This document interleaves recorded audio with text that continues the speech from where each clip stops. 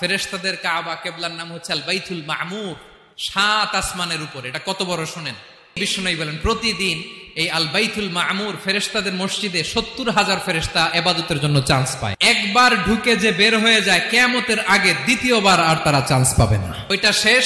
এরপরে সিদরাতুল মুনতাহা, সীমান্ত বৃক্ষ, এটা আরো বড়, একটা বিশাল বড় বরই গাছ আল্লাহ বানাইছে। ওয়া ইলাইহি ইয়ানতাহি ইলমুল মালাইকা, ফেরেশতাদের জ্ঞান সীমানা ওইখানেই শেষ। এর উপরে কি হয় ফেরেশতারা আর জানে না। সিদরাতুল মুনতাহার এরিয়া শেষ, এরপরে শুরু হয় আল্লাহুল মাহফুজ, কোরআনের বাড়ি। এটা মিন দুররাতিন বাইদা, সাদা ঝকঝকে ডায়মন্ড দিয়ে আল্লাহ বানাইছে। আমাদের সবার তাকদীর, ভাগ্যলিপি ওইখানে লেখা, কি হবে না হবে, কোরআনের বাড়ি ওইটা। ওইটা শেষ, এরপরে শুরু হয় লা জামান লা মাকান এরিয়া।